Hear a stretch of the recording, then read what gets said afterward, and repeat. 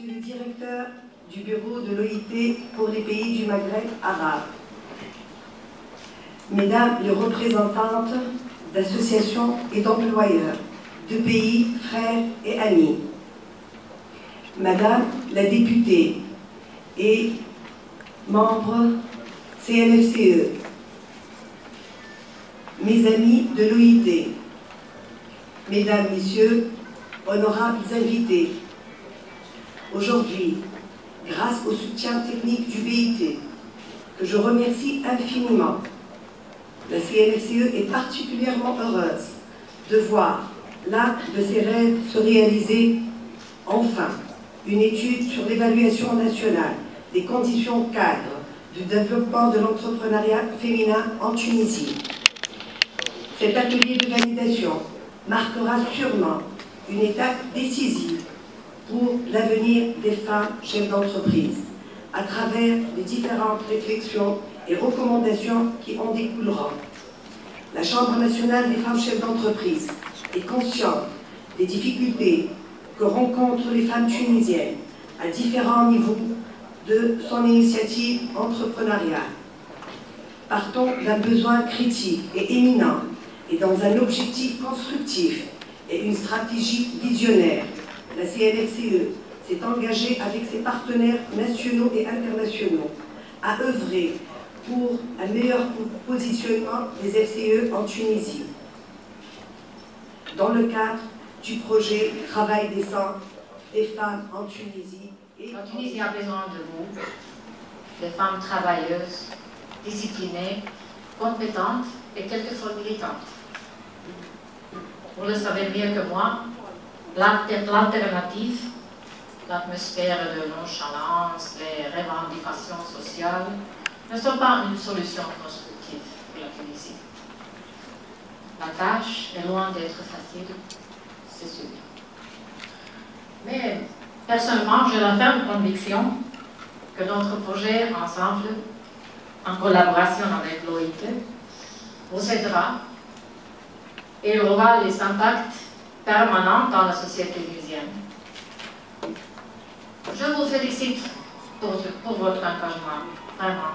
J'ai hâte d'apprécier les résultats de votre évaluation du développement de l'entrepreneuriat féminin en Tunisie. Finalement, je vous réitère mon soutien continu à vous, aux organisations et aux sociétés que vous représentez, ainsi qu'à la Tunisie. Je reste à votre entière disposition dans toutes les démarches que vous jugerez utiles. Disons, fondamentaux qui aujourd'hui occupent l'espace de la réflexion et de l'action en matière de création d'entreprise. Il y a celle qui est assez libérale, qui dit, bon, écoutez, quel que soit le traitement que vous faites, quels que soient les instruments que vous mettez en place, quelles que soient les structures, les outils financiers, tout cela va ramener à une question d'investissement et de croissance économique. C'est le taux de croissance suffisamment élevé et suffisamment durable qui va générer la création d'emplois et donc permettre à des entreprises de créer. Ça, c'est une école.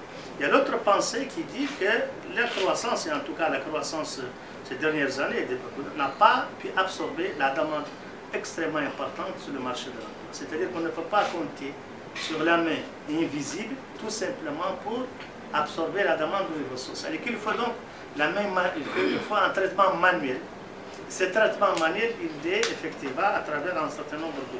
Je pense qu'il a voulu aussi, bon, il parle en tant qu'expert, beaucoup plus qu'en tant que politicien. L'autre question sur moi je pense que c'est, en tout cas au niveau du BIT, ce que nous considérons, c'est que la croissance qui n'est pas... c'est un peu comme le cholestérol, je vois, la croissance. Il y a du bon cholestérol et il y a du mauvais cholestérol. Nous, nous préférons une croissance avec du bon cholestérol, c'est-à-dire qu'elle permet de réguler les déséquilibres, à la fois en termes de création d'emplois, en termes d'égalité. Et c'est pourquoi nous avons un certain nombre d'interventions, je dirais, de nature à corriger ces dysfonctionnements que la main visible n'a pas pu corriger. Et je dois dire à la fin que, je pense que c'est ce qu'il a voulu dire, je pense que c'est avec des ruisseaux qu'on fait des fleuves. C'est incontestable qu'on n'invente pas tous les noms. Il y en a qui vont commencer à 3 000, il y en a qui peuvent commencer à 20. Je crois que c'est l'addition de ces initiatives qui va permettre au bout du compte de régler les comptes. C'est ça, à mon avis, c'est comme ça en tout cas que je perçois les choses dans ce pays. Je pense qu'elle a cité un certain nombre d'instruments de politique qui sont. Il a un regard critique, c'est ça. Je pense qu'il a raison parce qu'il ne s'agit pas de mettre en place seulement des instruments, des politiques, des outils financiers, des systèmes d'accompagnement, avec des centres d'excellence, les liens entre l'université. La situation est là, nous sommes à 40% des femmes diplômées. Qu'est-ce qu'il faut? Et surtout, c'est un reproche que nous devons nous aussi nous faire au niveau des partenaires de développement des Nations Unies. Nous sommes très brillants quand il s'agit de diagnostiquer, de dire les chiffres sont là pour démontrer qu'il y a. Alors, une fois qu'on aura diagnostiqué la situation, de démontrer que le taux de chômage des femmes diplômées est de 40%, de démontrer que le taux de chômage des jeunes il est très fort, il est aussi de 30 et quelques %. Et après, il faut accoucher, il faut mettre en place des choses qui permettent de régler ces problèmes et d'atteindre des résultats. Et je pense que c'est en tout cas le message que j'ai compris du chef du gouvernement tout à l'heure et de préoccupation sur ça. L'UTICA, c'est l'Union tunisienne commerce, industrie, services et artisanat. Donc, parmi nos adhérents, nous avons beaucoup d'artisans, beaucoup de femmes créatrices dans les produits de l'artisanat. On s'intéresse particulièrement à ce don et à ces femmes créatrices d'objets de l'artisanat, du patrimoine tunisien. Nous travaillons beaucoup sur cette question d'artisanat et de la valorisation du patrimoine. Nous avons la Chambre nationale, elle est représentée dans 24, elle a 24 délégations, et donc ça s'appelle Chambre régionale, dans les 24 gouvernorats et les 24 syndicats patronaux du l'UTICA régional.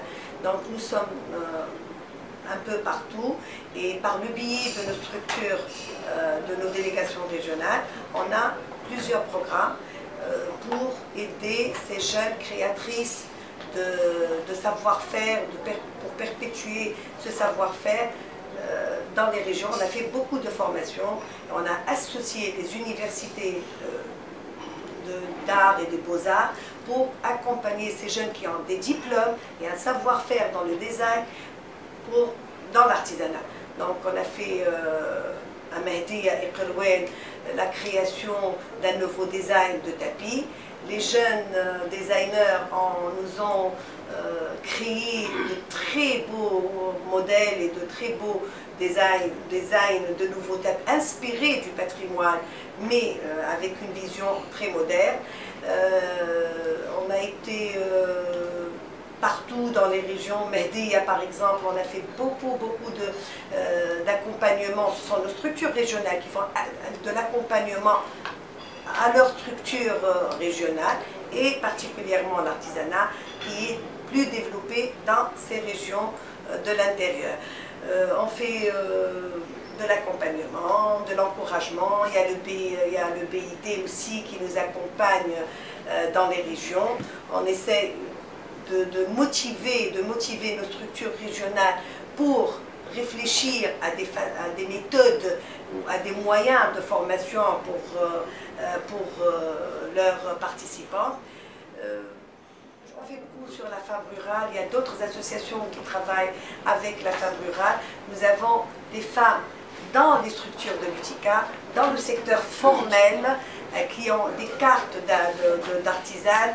Nous avons une chambre de l'artisanat, nous avons une fédération qui s'appelle le FENA de l'artisanat. On travaille ensemble.